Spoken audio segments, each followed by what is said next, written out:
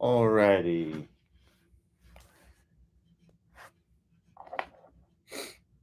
Good afternoon, everybody. Go ahead and get started here. If you got your questions, go ahead and post them. Should be below the screen if you're on a smaller screen, to the right of the screen if you're on a larger screen. We got a couple questions in there to start with. So we'll start here with Diane C says, "Hi Q, I was watching one of Clay's recent videos and was trying to practice the move where he turns his right arm back like in arm wrestling, but having trouble getting into the position when I'm swinging. Any suggestions?" Yeah, it's something you have to train. It's what we have to understand is that if there's things that we don't naturally do in our swing, so if you naturally in your golf swing, you naturally just want to do kind of opposite of that winning the arm wrestling. If this is what you want to do in the start of your downswing, right, you're going to have to slow down and train an opposite movement, right? Because if you could just do it, then you wouldn't even be asking me about it, right? Because you would already be doing it. So you have to break things down. The key to making changes in your swing, there's basically three keys to it, right? So one is you have to regress things to where you can do them, right? So what that means is here are some forms of regression. So one would be taking away the golf ball. Two would be going slower. Three would be pausing, right? So kind of doing a swing where you might pause at a key checkpoint, right? Because the reality is, if you can't do it without a ball, you can't do it with a ball, right? If you can't do it slow, then you definitely can't do it fast, right? And if you can't do it in a pausing swing, then there's no way you're going to be able to do it in a fluid swing, right? So you have to make sure that you are regressing things to where you can do them. Because if you just continue, and I actually just had this discussion with a student who's kind of been struggling to make changes in his swing, because if you continue to try to do something that you just can't do at a certain speed, at full speed with a golf ball, you can try every single day for the rest of your life, and it will never, ever happen because you have to regress it to where you can do it. So an analogy that I like to use is like a weightlifting analogy, right? So let's say you're a weightlifter and you want to lift 300 pounds, but currently you can't move 300 pounds. You can only lift 200 pounds, right? Let's say you're doing the bench press, right? So, or the squat, right? So let's say right now you're doing the squat, and right now you can't even move 300 pounds, can't even lift it off the rack, but you can do 200 pounds, right? Well, the way that you would get to 300 pounds, or here would be an example of how a lot of people try to change their golf swings, the equivalent would be them trying to lift 300 pounds every single day. You can try to lift 300 pounds every single day for the rest of your life, but if you can only lift 200 pounds, it's never, ever going to happen. If that's the only thing you do, you will never, ever lift that 300 pounds. The only way you're going to get to where you can lift 300 pounds is by lifting the weight that you can lift, regressing, right, to a weight that you can lift, which is 200 pounds, getting stronger with that weight, and then progressively adding weight, right? That's the only way you're going to be able to do it. So maybe you get where you do 210, then you get stronger with that, then you get to where you can do 220, then you get stronger with that, then you get to where you can do 230, right? That's the reality of what it takes to get to that. It's the same thing in the golf swing, right? You have to regress things to where you can do them. And sometimes it may not be a huge regression. Sometimes it's going to be a massive regression where you're going really slow, you're pausing, and you're not doing it with a golf ball, right? And even that's a struggle, right? And then you get good at that. Then you get to where maybe you can do it without a pause, right? Then you get good at that. Then you can get to where maybe you can do it in a faster swing, right? Then you get good at that. Then you get to where you can add the golf ball, right? So number one, you have to regress the swing to where you can do it. That's just the reality of what you have to do to change something in your swing, okay? Especially something that's to train something new in your swing. Like if you've been playing golf for a while, you have things that are ingrained in your swing, right? That you've trained to that point, right? So to untrain those things, you have to regress the swing to where you can do it the correct way, right? So that's number one. Number two is I would exaggerate as much as you possibly can. Get out of your comfort zone. As I mentioned before, when you first asked the question, if it was easy for you to do it, you would already be doing it and you wouldn't even be asking me about it, right? So exaggerate. You have to get out of your comfort zone, exaggerate the position as much as you possibly can. And then from there, exaggerate it 10 times more than that, right? You have to just do it as much as you possibly can, whatever it is, right? So if you're doing this, then I would actually feel like you're doing this, right? What's the opposite of this? The opposite of this is this, right? I would really exaggerate it as much as you possibly can. And then the last piece is to use feedback. This is probably the most important piece, and it's probably the piece that most people overlook. You have to use a feedback mechanism of some sort.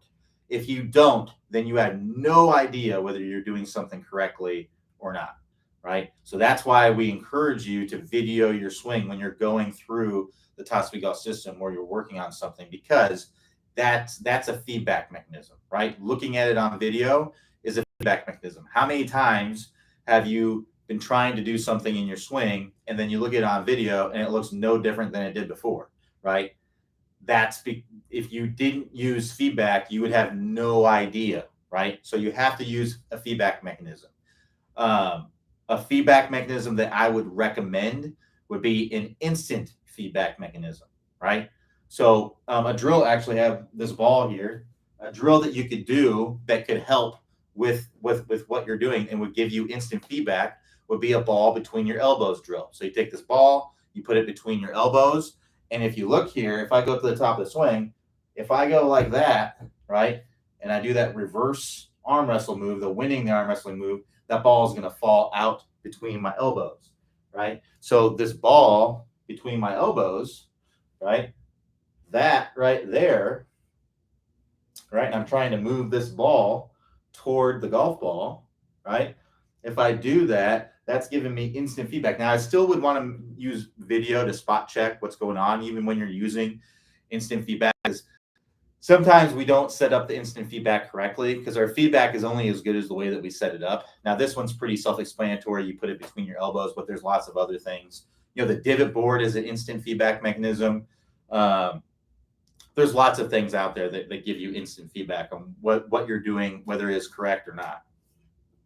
So I recommend using instant feedback because to change something in your swing, you have to put in reps, right? And if you have to use video for every single rep to check, you know, what you're doing, that can be very tedious, right? Even if you're using the OnForm app, which if you have an Apple device that has the chip in it that basically any Apple device that's been made in the last few years, I think has this chip in it where it will automatically detect your swing. But you know, even if you have that where you don't have to set it up and push the button every single time, it can still be very tedious, right? Even to look at the video and make sure it's good, then make an adjustment and so on and so forth. So yeah, I recommend using instant feedback mechanisms so that way you know whether you're doing it right, and then check it periodically, spot check it on video. So that would be my suggestion for you. Regress it to where you can do it, and then progress it from there. Exaggerate as much as you possibly can, get out of your comfort zone, and use feedback. If you do those things, you know, none of your work will be wasted, right?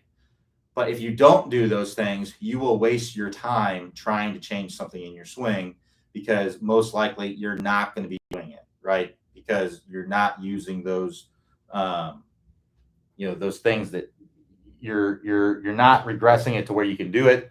You're not exaggerating enough, or you're not using feedback.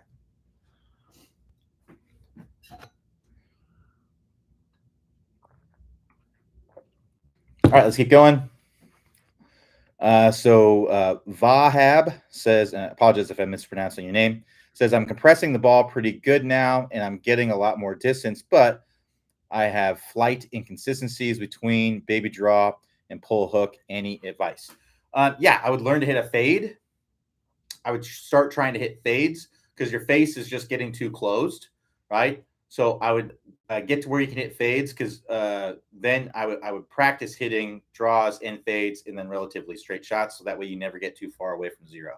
So If the ball is a draw or it's hooking too much and the face is just getting too close, so I recommend using a weaker grip because that will get the face a little bit more open. And I would actually use a weaker grip to the point where you actually start hitting fades, and then I would just tone it down. And then again, I would work on hitting draws in fades, so that way you don't get too far away from zero. So I think I've talked about this several times on the office hours. I know not everybody attends every single office hours, but uh, I recommend hitting different shot shapes.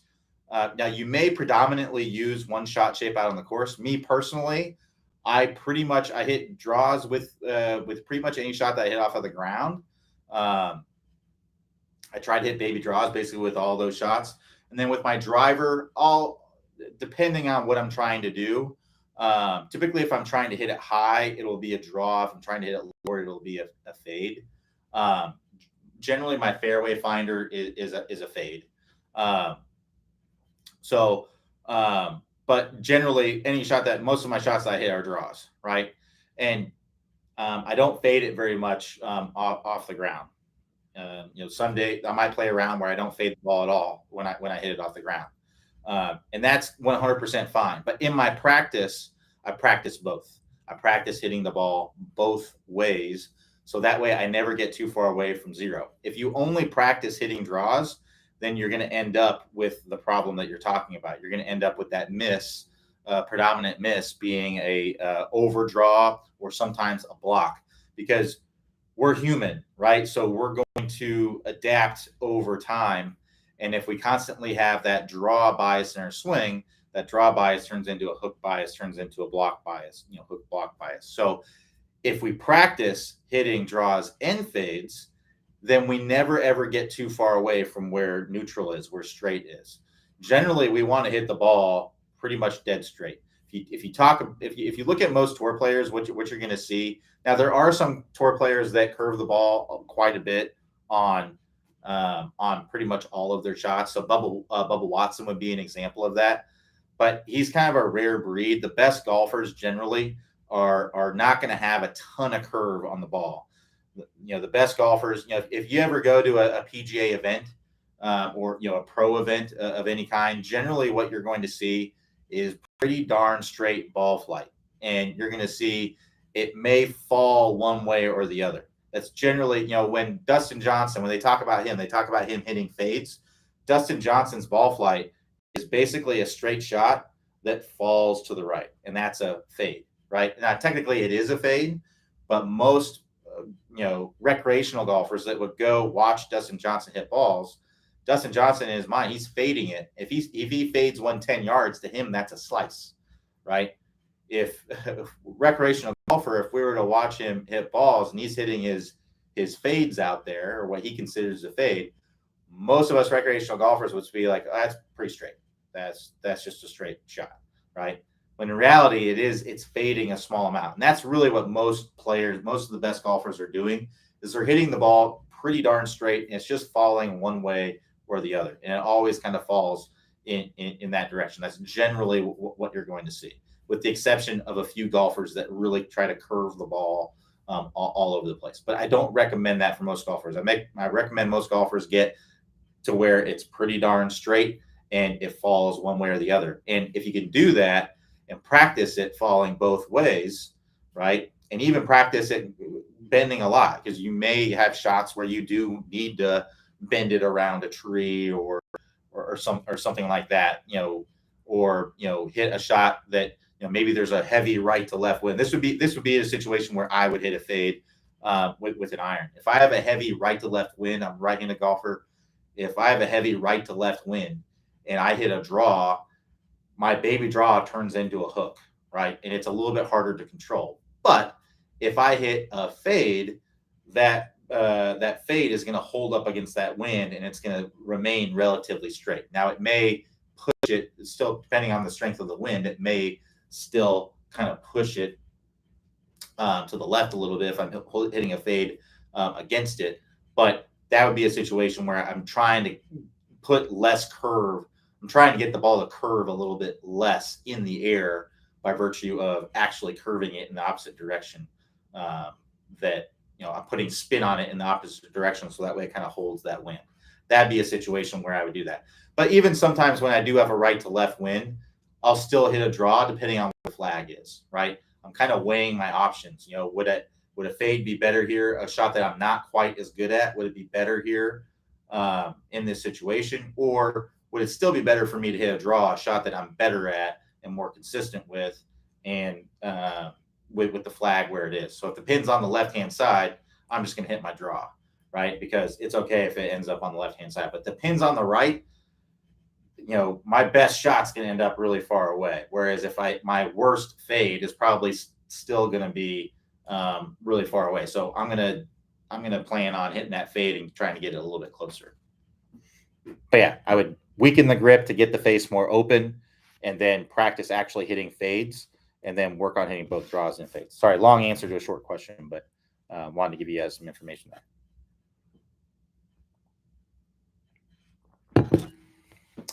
All right, so Ben T says, when I try to hit 20 yards to the green with the lob wedge, sometimes the ball shots 45 degrees to the right. What could be the problem? Not necessarily a problem. It's just spin. It's probably just spinning in that direction. You're probably putting cut spin on it. It could be the wind. It could be the slope, right? So if you have a slope, it could bounce and kind of hit that way. It could be the wind kind of blowing it that way. Assuming it's not the slope or wind or anything like that, then it's just spin that's making it kind of cut to the right. It's not necessarily a bad thing.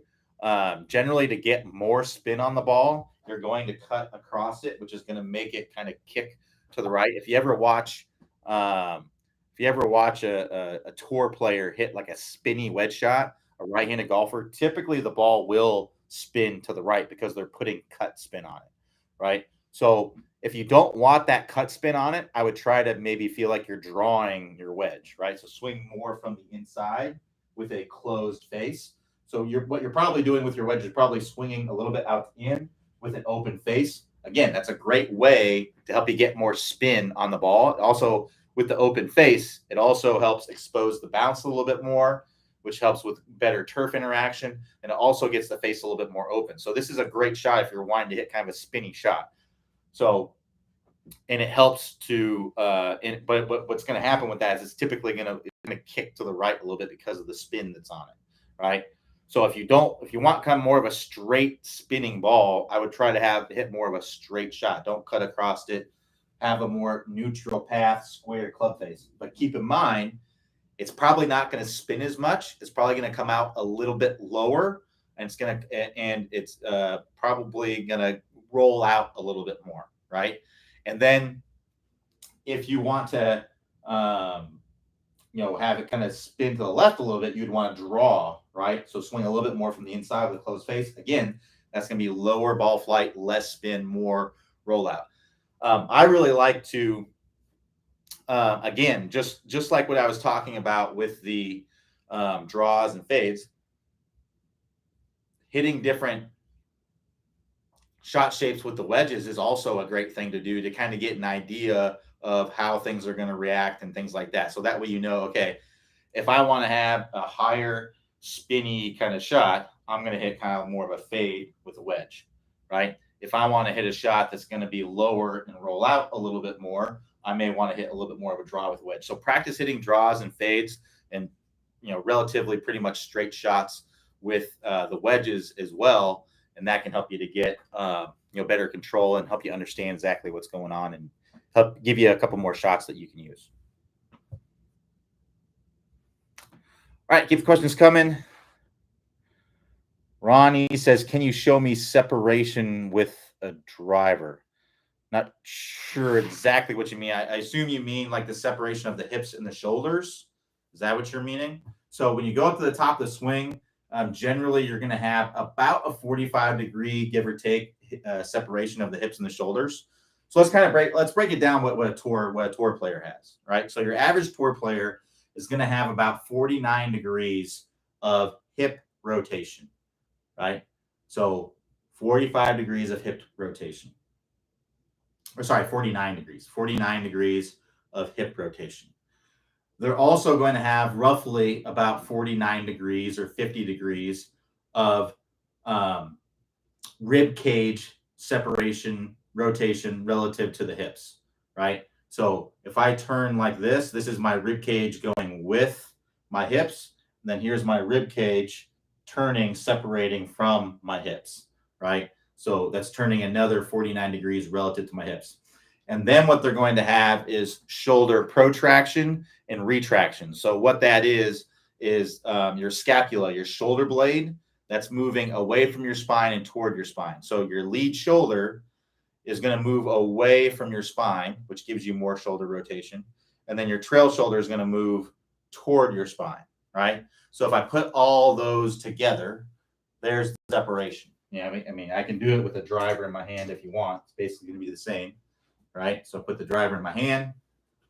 There I am at the top of the swing. So I've got about 49, 50 degrees roughly of hip rotation, 49, 50 degrees of rib cage rotation. I mean, I technically don't have that. I'm not as flexible in my spine to be able to do that, but tour players are going to be. And then the lead shoulder protracting, trail shoulder retracting to get that full turn. There's my separation. That's what's happening. You're creating that separation at the top of the swing. Now, some of it is going to be retained in the start of the downswing.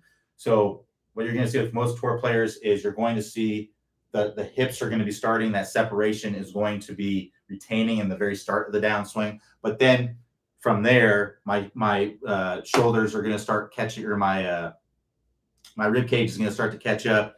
My lead or my trail shoulder is going to start to move forward again. My lead shoulder may stay protracted. Some players will retract it as they come into impact, but there's a lot of players that also keep it protracted as they come into contact. That's generally what's happening there. I think a lot of people have this idea that you're actually creating more separation between your hips and your shoulders as you start the downswing. And with, I would say, 99% of players, that is not what's happening. If you have crazy flexibility, you might be doing that a little bit. Like there are, you see it a little bit more in women and LPGA players, just because women in general are just going to be more flexible.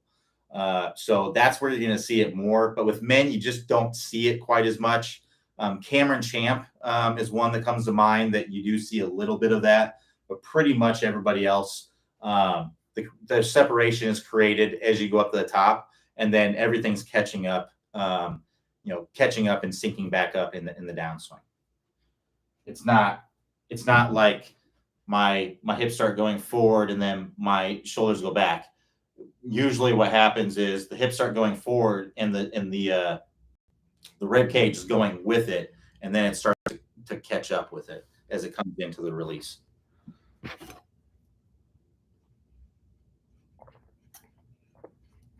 All right, let's keep going here. So Jim K says, I'm 81-year-old golfer, tried a golf swing in which there's absolutely no lateral motion on the backswing and the total winding of the body. In your opinion, what do you think that is as stressful for an older senior?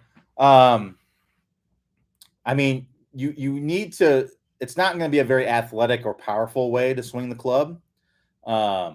Because you're basically just bracing and using your entire upper body to swing the club, which is just not going to be very powerful. As we get older, we lose speed. So I recommend trying to use your athletic ability as much as you possibly can as you get older. So I recommend having some lateral shift to move pressure into your trail side. So that way you can push into the ground harder and create more ground force. And then that's going to allow you to create more ground force in the downswing. What you're talking about is just that. And that's just not a very powerful way to swing a golf club. I'd much rather see somebody get a little bit into their trail side, just enough to apply the pressure. And then they're basically throwing this club up, right? And then that's going to allow them to land harder. So that way they can push harder and unwind, right?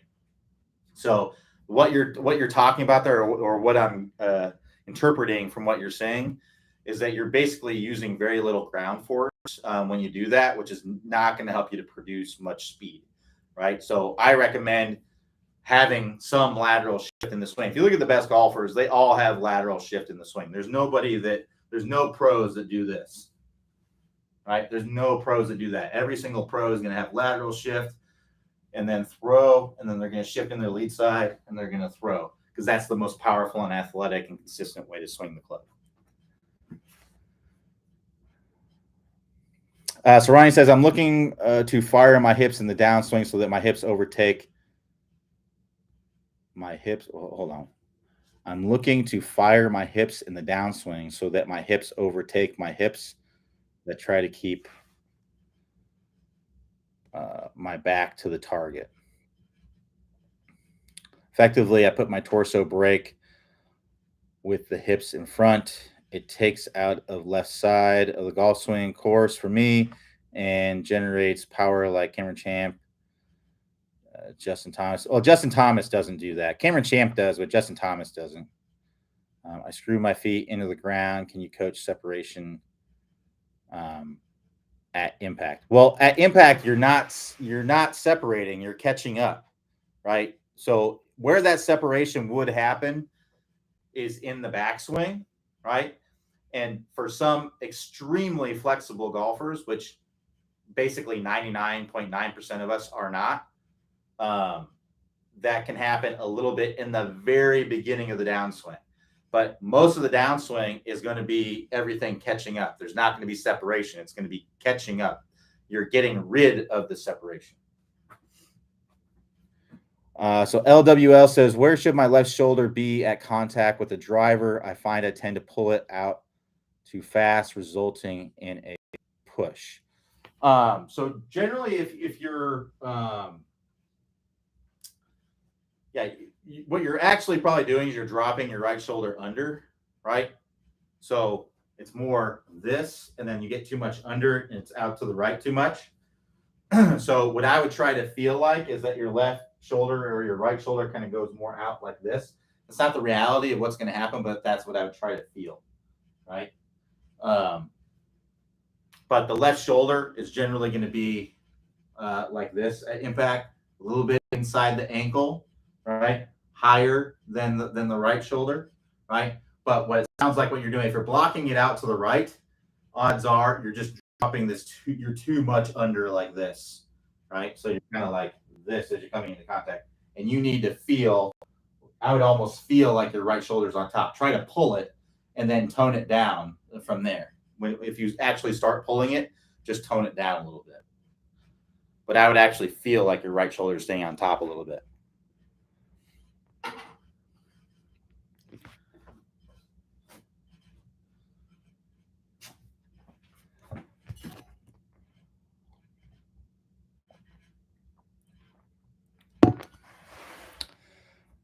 And going back to what you were saying, Ronnie, what you're talking about are most likely feels and not the reality of what's happening, right? So the reality of what's happening is separations being created as you get up to the top. And then for some very, very flexible golfers, it may continue in the start of the downswing, right? So that may continue in the downswing. But after that, even in the most flexible players, we're not continuing to separate. Everything's catching up. Now, what you may feel like is totally different, right? Because feel is often not real. So you may feel like you're leaving everything behind and you're continuing, but that may not be the reality of what's going on.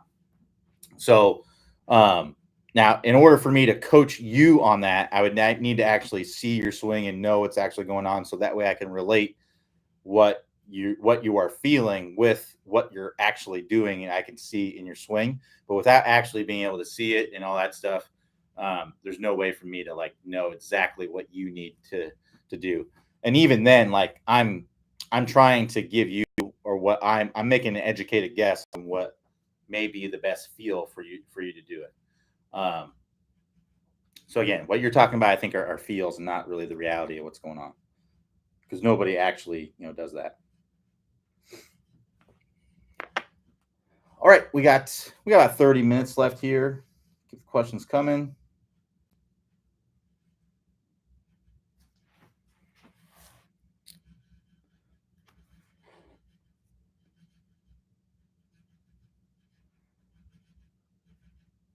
Um, yeah, so I wish I could. So what Cameron Champ is doing, I'm not flexible like Cameron Champ, so I don't know that I can actually show. But basically, what's going on is he's getting up to the top of the swing, and his back is basically remaining to the target as his hips actually start to go that way. Right? I'm just not flexible enough to really be able to do it. So he actually does get separation in the very start, right? So basically, what that means is his club switches directions while his hips are still kind of going or start moving toward the target, right? And then from there, everything starts to catch up.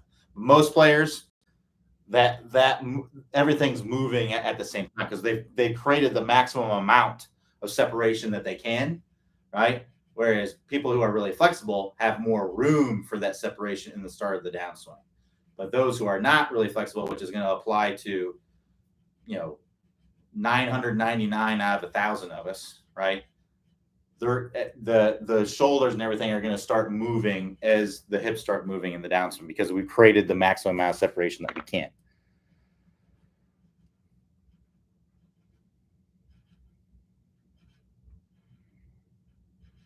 All right. So Mike N says I'm a 5 handicap, but have some injured, but have been injured for the last 2 years. I went out and hit balls, just 15, but could not hit the center of the club face.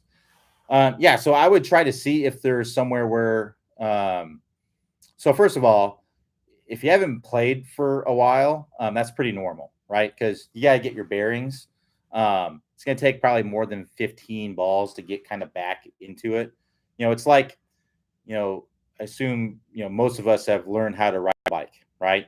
When you're a kid, you probably were riding with no hands and maybe you were able to do some tricks or whatever. And now you get on a bike after not riding a bike for a long time, and it's probably going to feel a little bit wobbly, a little bit weird. But after a while, you'll start getting the hang of it again and getting back to it. So it's probably going to take a little bit more than 15 balls to kind of get back into the middle of it, or get back to where you're on the right track with it. But yeah, so I would just keep hitting balls. And then what I would do is I would see if there's some sort of tendency there, right? So do you have a tendency to hit it on the toe or on the heel? Use some foot power spray and look and see where you're hitting it on the face. And then if you have a tendency, what I would try to do is just change your intention. Right now, you're trying to hit the ball in the center of the face. And if you're not, then I would definitely be focusing as much as you can on hitting it in the center of the face. But let's say you are, trying the most you can to hit it in the center of the face, but it's not. It's on the toe every single time. Well, if that's the case, change your intention to hitting the ball off the heel. Line up the way you normally would, and then intentionally try to hit the ball off the heel. And then that will move the strike more to the center of the face. And eventually you will adapt and you'll actually start hitting the ball off the heel. And then at that point, you're essentially calibrated and you can go back to hitting the ball in the center of the face, right? Now, if it's all over the place, if the strike's all over the place, what I would look at is the most likely culprit is the stable fluid spine, right? So this is one of the biggest pieces in the top speed golf system. It's the first piece of the top speed golf system. So if our spine angle is changing throughout the swing, so let's say you're set up like this, straight up and down, and then you go up to the top and you're leaning toward the target, and then you come into contact, and then that's moving all over the place. Or let's say you go up to the top of the swing, you're too far off the ball, and then you start your downswing. You're kind of like, if your spine is moving all over the place, it's going to make it very, very difficult to control things. So what we want to do is we want to be in a spine angle slightly angled away from the target at address. So if you kind of look at where the center of my shirt buttons would be and my belt buckle, you can see how that's going to be about 6 to 8 degrees angled away. And what this does is it allows your body to be nice and square because your trail hand is lower on the grip, right? So because my trail hand is lower on the grip, I need to have some shoulder tilt here to have everything nice and squared up, right? So because my trail hand's lower on the grip, if I have my body straight up and down, or let's say I was leaning toward the target, I'm going to reach down the grip to get my hand on the club. And now look, look at my body. My body is angled that way, and that's going to produce kind of an over the top kind of swing, which can lead to poor strikes on the face.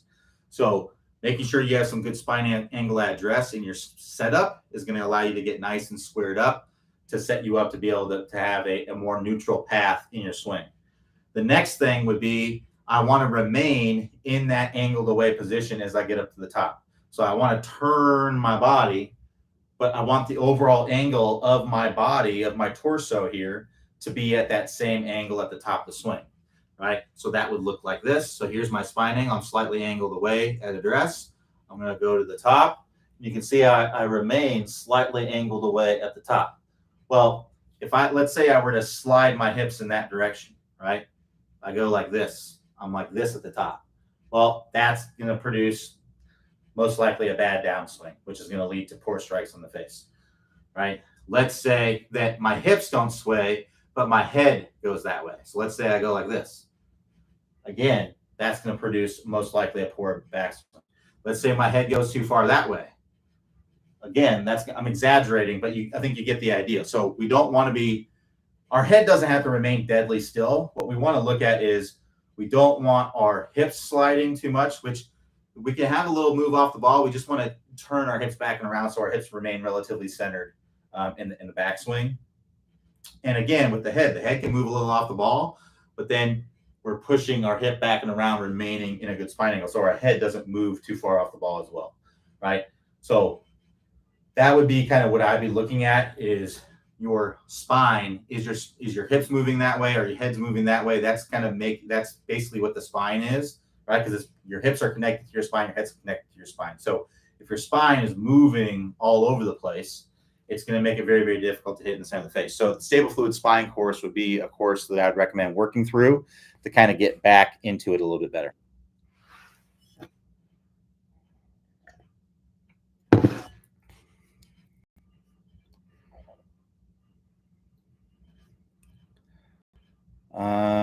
So no one breaks their torso at impact.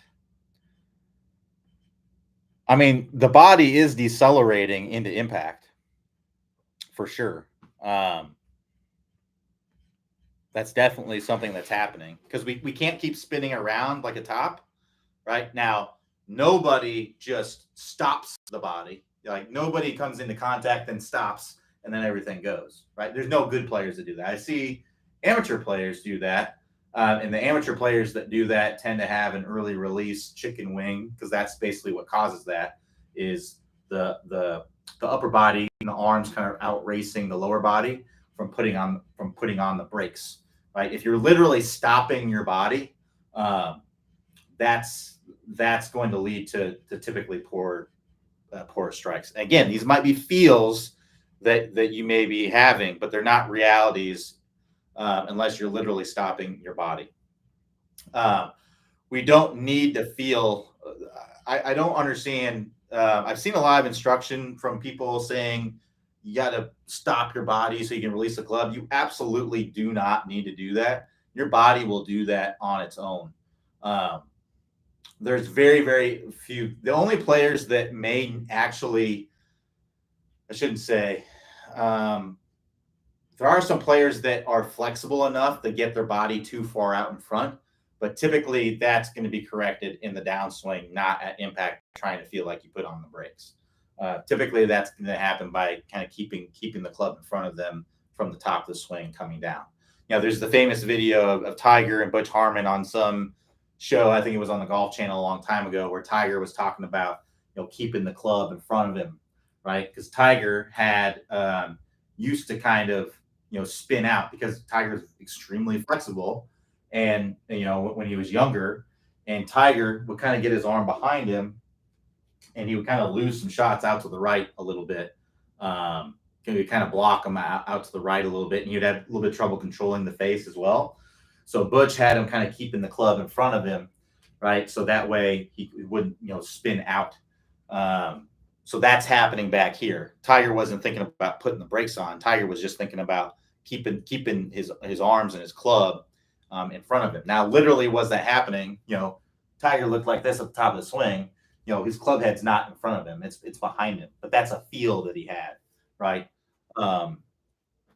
So we don't need to put the brakes on the torso. You don't need to feel or try to do that because it's going to do it on our own. We can't keep spinning around like a top, right? Or like a fan. We have end ranges of motion, which will decelerate ourselves on our own. And most people, um, have a hard enough time keeping those from decelerating to begin with, right? So generally, it's better for most golfers to feel like the body is continuing to accelerate through, even though that's not the reality of what's happening. That's generally a better feeling for most golfers because most golfers have the opposite problem of Tiger, right? Where the club's not getting enough behind them. They're casting or throwing it in front, stalling the body, throwing the hands in front, right? So that's generally more of an issue with that. So I don't recommend for most golfers. Again, it could be different for you. I don't know that I've ever told a golfer to put the brakes on their torso because, like I said, that's gonna for what Tiger was going through, that's gonna be fixed more up here, not down here, right? Your Tiger would still have the issue if he was thinking about putting the brakes because he would stall his body and flip his hands instead, which would not be a good solution to the problem. That's going to cause poor control of the face, super high ballooning shots, which is not something that he would want to have. So yeah, it's not really what's going on there. The body's decelerating. You don't need to try to do it. It will do it on its own because we have end ranges of motion. All right, let's keep going. So Mike M says, any ideas to try to get the center of the club face? Yeah, so Stable Fluid Spine Course, instruction tab, top speed golf system, Stable Fluid Spine Course, if it's kind of all over the place. If you have a tendency, then I would look at, if you have a tendency, then that means that you're consistent with where you're hitting on the face. You're just not hitting in the right spot. So adjusting your intention would be what I would recommend doing. So Willis says, should your arms be connected to your side pecs or separated through the swing? It depends on what part of the swing. So generally at address, you're going to be fairly connected, right? So your arms are going to be kind of near your body here. Then as you go up to the top of the swing, your trail arm is going to disconnect from your body. Now, depending on how upright your swing is and how long your swing is how much it's going to separate or get away from your body.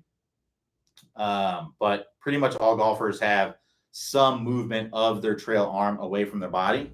And then again, the lead arm is going to go kind of above the pec, and depending on how upright the swing is. So like a Bubba Watson, very upright swing, he's like this at the top of the swing. That's a ton of separation, right? Then you look at the other end of the spectrum, you look at like a Matt Kuchar, and Matt Kuchar is like this, right? So you can see not very much separation at all. The lead arms, it's still above the pec, but it's more across it. It's not as above as it was with Bubba, right? Now, are either one of those top of the swing positions wrong? Absolutely not. I mean, how can you argue that they're wrong? Two-time master champion and Bubba, and then you got Matt Kuchar, who's, he's not a major champion, but he's been there. He's won a lot of money in his career. So, you can't really argue with his position being bad either. So there's definitely going to be separation of the arms there. And then in the downswing, the lead arm is going to move down the body, right? It's going to move down the body as we're coming down into the ball. And the trail arm is going to move closer to the body. Now, some players will have the trail arm, pretty closely touching or actually touching. And some players you may see that trail arm won't actually be touched. There'll be a little bit of a gap there. And as you're coming into contact with some players, you will see kind of this kind of move, right? You'll see kind of that kind of position where can't actually see, but there may be a little bit of a separation there. And some players you'll see it'll actually be kind of cinched to their chest there as they're coming in. So basically all this to say, it doesn't have to, there's no hard and fast rules as to how your arms have to connect to your body. It's all about how the club is coming down, right? It's all about how the club's coming down and how your arms work specifically to you to make that happen, right? So focus on what the club is doing and not necessarily on how your arms are doing it. Now, if you focus on your arms and how it makes the club move, right? That's really the most important thing. Because if you focus on, let's say you focus on tucking your right arm, but if you're tucking your right arm and you're still coming down steep, it's not really doing what you want it to do. I would focus on what the club is doing and what you need to do with your arms to get the club in the position that it needs to be to create, a shallow arc down to the ball.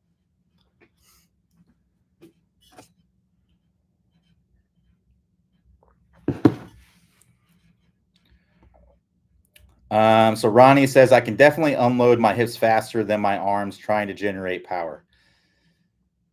No, sorry, Ronnie, you can't. The hips do not move as fast as the arms. I can prove it to you. Tie yourself to a tree, right? Tie yourself to a tree to where your hips aren't moving at all, right? So imagine you're tied to a tree. Grab a club and then swing it as fast as you can with your arms in front of you, right? Now, take a club, put it on your hips like this, and swing your hips as fast as you can. Your arms are going to be a lot faster than your hips are. It doesn't matter who you are. That's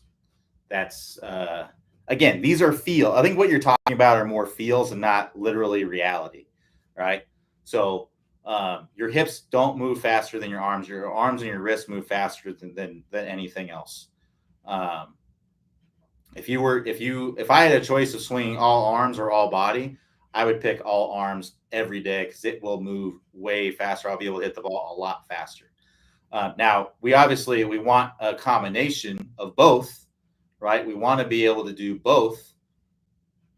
We want to have a nice combination of a body and the arms working together, right? That's what the best players do.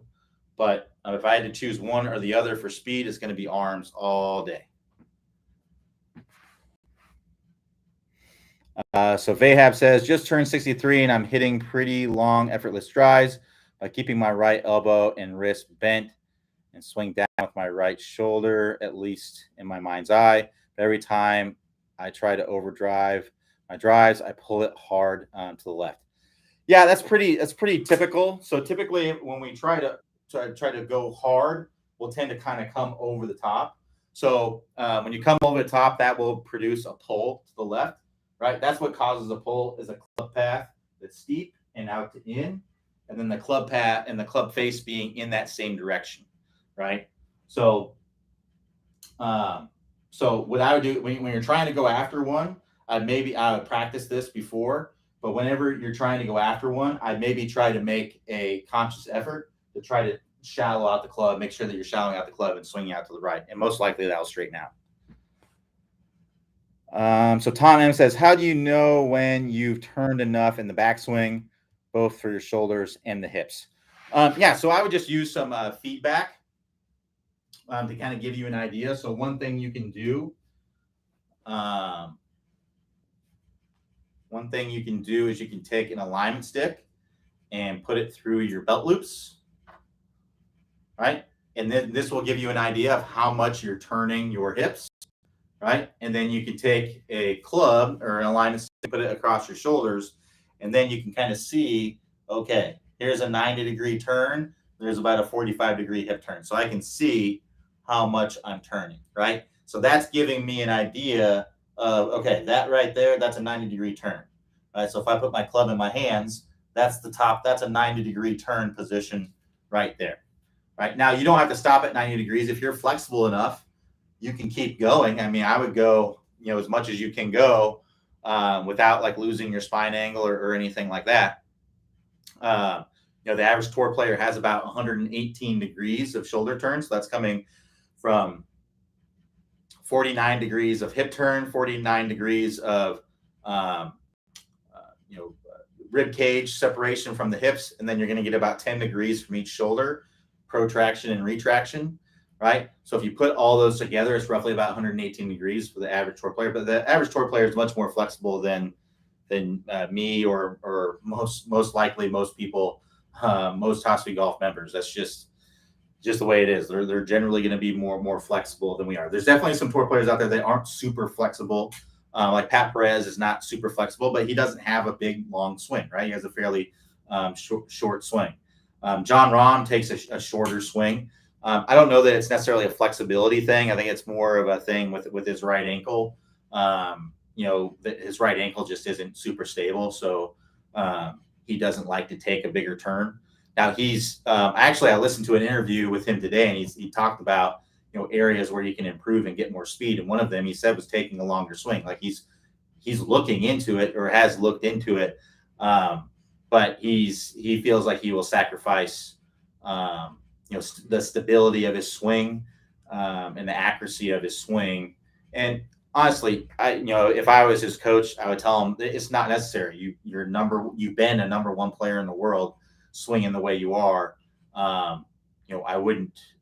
I would.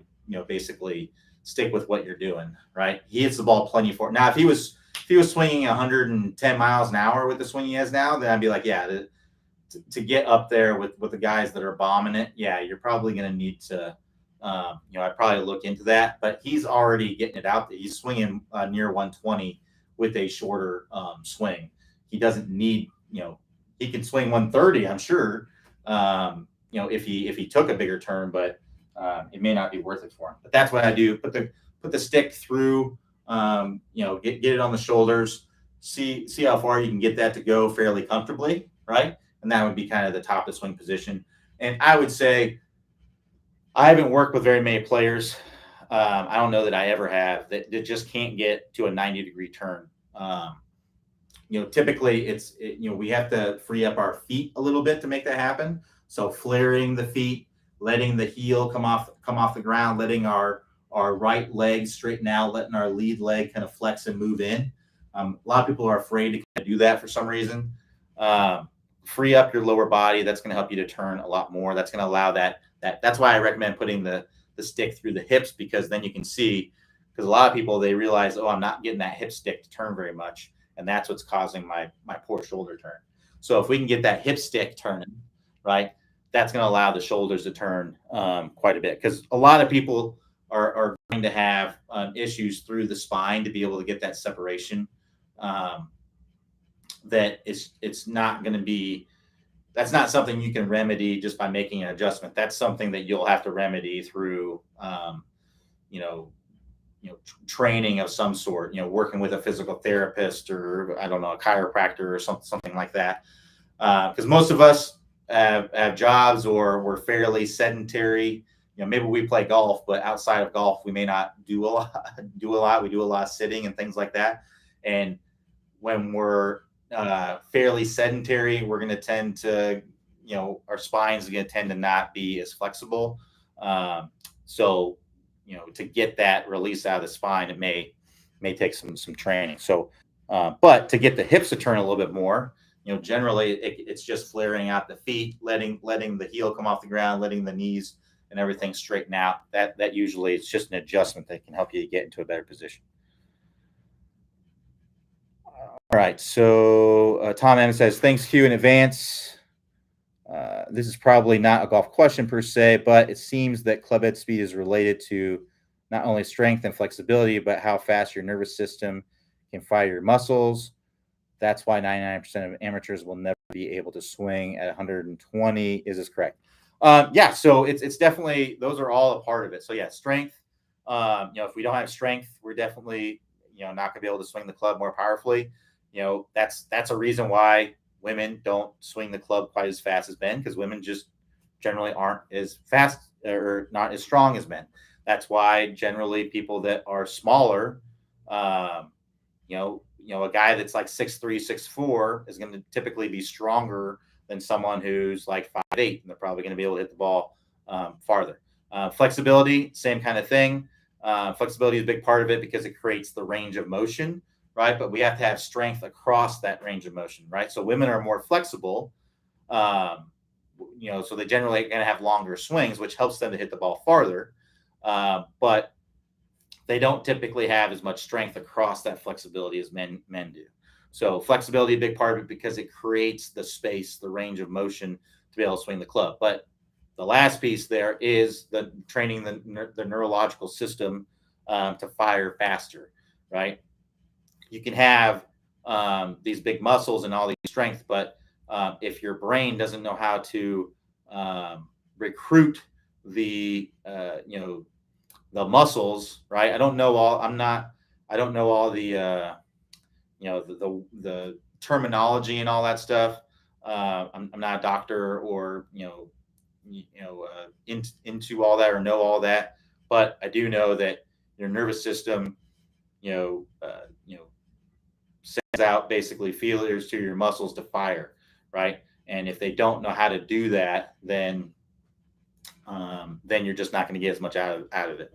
So yeah, training your neurological system is a big part of it. That's where we talk about this in the 20-minute distance fix, where we talk about the neural adaptation, right? So that's talked about there. So that's why we tell you in the 20-minute distance fix to swing with 100% effort, because that's training their neurological system. I will say if everyone took 10 swings every single day where you just swung 100% effort as hard as you possibly could, if you did nothing else, you will gain speed, because that's training your neurological system. So that's what we're trying to do in the 20-minute distance fix. Is we're trying to find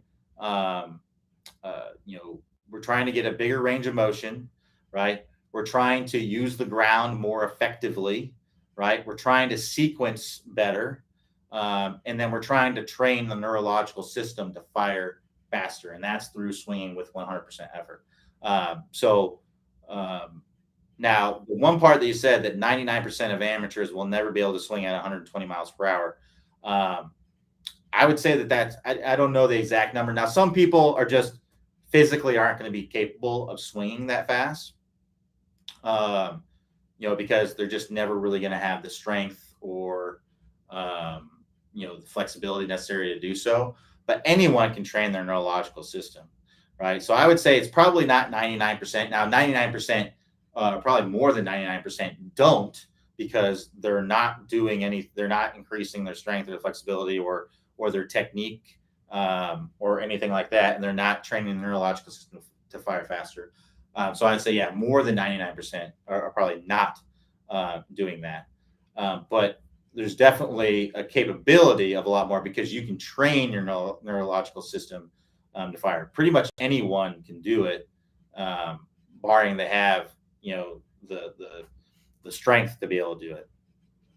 Now, if they have a neurological disorder or something like that, obviously they wouldn't be able to do that. But yeah, I think a lot of people can train their neurological system. They just don't. All right. Does anybody have any other questions other than Ronnie? Ronnie's kind of taking over the office hours here. I'm trying to give other people opportunities to ask questions. Goes on to say, keeping my head over the ball helps, so I try to hold it for as long as possible. Can you show me a good contact finish swing? Yeah, so generally, I assume you're talking about driver. So with driver, and keep in mind, Ronnie, that you can go on YouTube and look at your favorite tour player and just ask and type in what their swing is, and you could see this. But basically, typically what you're going to see is at contact, right? You're going to see most of the weight on the lead side. You're going to see the hips fairly open. You're going to see the heel coming off the ground here, typically. You're going to see the lead leg typically it's going to have a little bit of flex in it at contact, with the right leg flexing in a little bit. You're going to see the spine angled away roughly, somewhere between 18 and 25 degrees usually, right? So if you're looking here, that'd be this right here. You're going to see the lead shoulder lower than the right. You're going to see the head behind the golf ball. You're going to see the hands typically in front of the lead thigh. You're typically going to see the lead arm straight to slightly bent. And you're going to typically see the trail arm slightly bent. Depending on the grip, the wrist angles will be a little bit different. So if you have a weaker grip, you may see some bowing in the wrist. If you have a stronger grip, you may see this would be kind of a stronger grip impact position. You see there's not going to be the bowing there in the wrist, right? And then in the finish, it's just a continuation, right? So I'm continuing to move into my lead side. My body's continuing to rotate. And then I'm coming around and I'm all the way on my lead side. Basically, there's typically going to be a straight line that goes from my ankle all the way up through my neck. And then typically what you're going to see is the club kind of going through. If you're looking from this angle, you're going to typically see the club kind of going through the ears.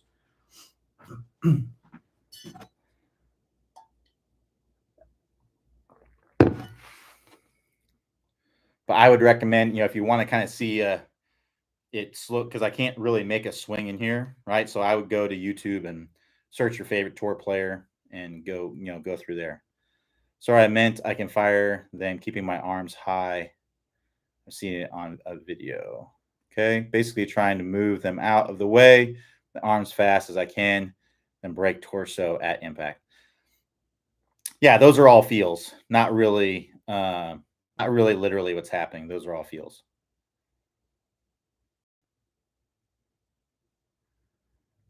It's fast. A slight pull fade, no loss of distance.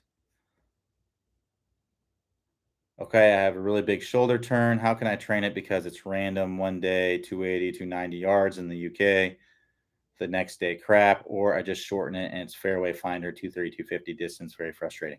Work through the power turn course to train bigger shoulder turns. So power turn course, you can click the instruction tab, then top speed golf system, then power turn course. Work through the levels, level 1, level 2, level 3. Ronnie said on the brain thing, someone with ADHD would have a fast brain like Bubba or Patrick Reed, etc. Benefits of ADHD for some people on the brain thing. All right, it's 4:00, so we'll go ahead and wrap it up right there. Thanks everybody for joining me. We'll be back here tomorrow, 11 a.m. Eastern time. Everybody have a great rest of your day. Talk to you all next time.